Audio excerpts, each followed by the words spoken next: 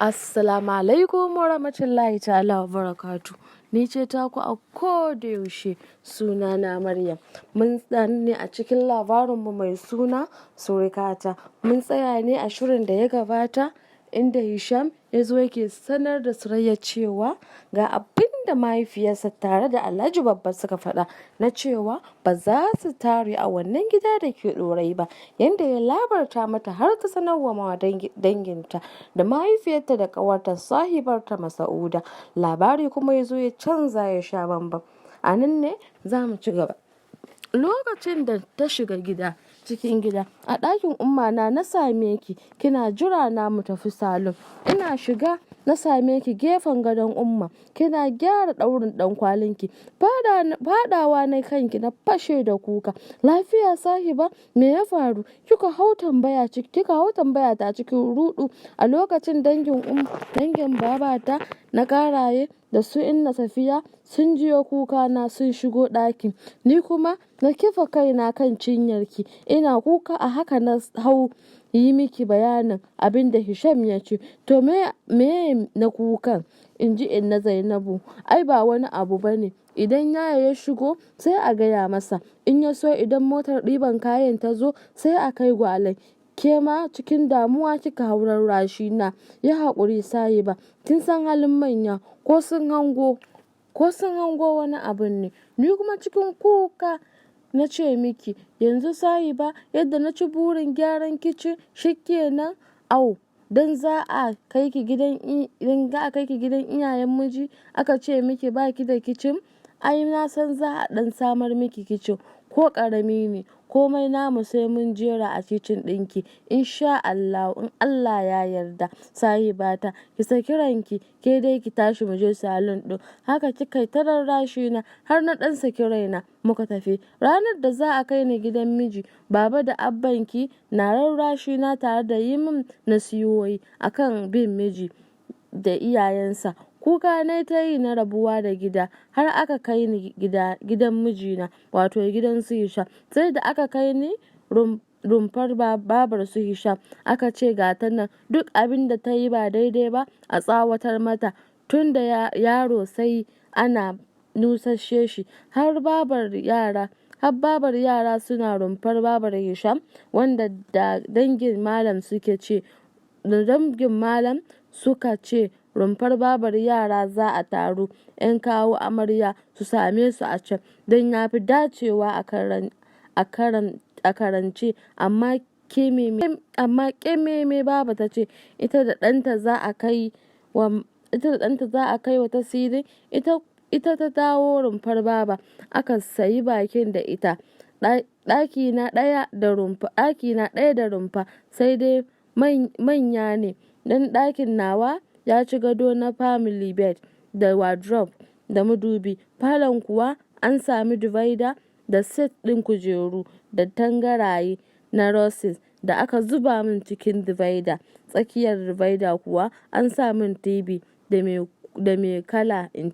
mai kala inci 14 da bidiyo da rikoda, sai firiji ɗina ɗan madaidaici da aka sa min gefe guda a falon. Fasalin gidan kuwa sai ka shiga sauraye biyu a gidan su Hisham zaka tadda tsakar gida mai faɗi. A tsakar gidan akwai ɗaki da rumfa guda 3 da kicin da banɗaki ɗaya da rumfa na babar yara, ɗaya da rumfa na babar Hisham, ɗaya da rumfa na malam shine wanda aka ɗan gewaye min da langa-langa da ɗan tsakar gida da bai wuce taku 10 ba, sai ƙofar ɗaki na a gefe guda a tsakar gidan. Su baba akwai kafar bene a benen ɗakin tsakar gidan. A gidan ɗakin biyu da rumfa ne na Alhaji Babba da matarsa. Akwai banɗakin su a sama wanda yake an ɗora a kan banɗakin ƙasa. Gidan a tsakar gidan akwai ɗaki falle ɗaya wanda sahilu ne a ciki. Akwai rumfa guda ɗaya a tsakar gidan jikin bango wanda kowa in yana buƙatar ruwa a ciki ake ɗiba. Ita ma Zaliha matar Alhaji Babba ko girki za ta yi sai ta sauko cikin sai ta sauko kicin ɗin nan na ƙasa don ba ta da kicin a saman. Haka in za ta ɗebi ruwa, don haka ne ma duk wasu kayan kicin ɗin sai gida aka mayar. Surayya ta kalli sahibarta ta ce mata, to sahiba, kin ji abin da kika sani nawa daga ƙuruciyarmu har zuwa ranar da aka yi min aure. Duk da aka yi min aure ba kya sati 2 ba ki zo gidana ba, har kika gama karatu kika yi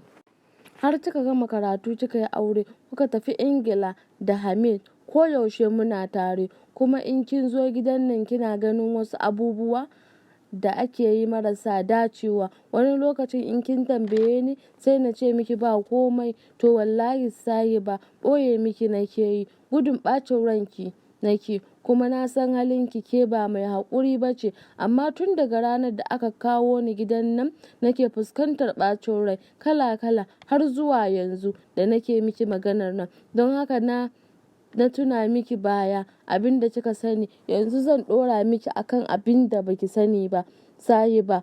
Masa'uda ta kalli Surayya cikin tausayawa, sannan ta ce, to meye kuma na kukan sahiba, ko kin manta alƙawarin da kika yi min na kin daina kuka? Surayya ta ɗan share hawaye ta ce, kukan zuwa yake yi, ban san sanda yake zuwa ba.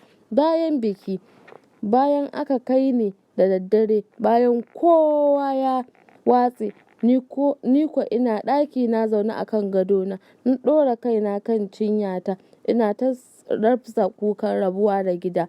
A haka su Hisham suka shigo tare da abokansa suka same ni. A'a, kukan rabuwa da gidan ne har yanzu ba a daina ba, in ji ɗaya daga cikin abokan Hisham da suka rako shi siyan baki. Haka suka yi ta surutansu har daga ƙarshe suka mana addu'ar fatan alkhairi suka tafi. To, masha Allah. Su ma yanda suka tafi, ni ma bari in tattara inawa in ba abokan Hisham in tafi in barku. Sai Allah ya kai mu a wani shirin. Ni ce taku a koda yaushe Maryam. Bye, lalleka.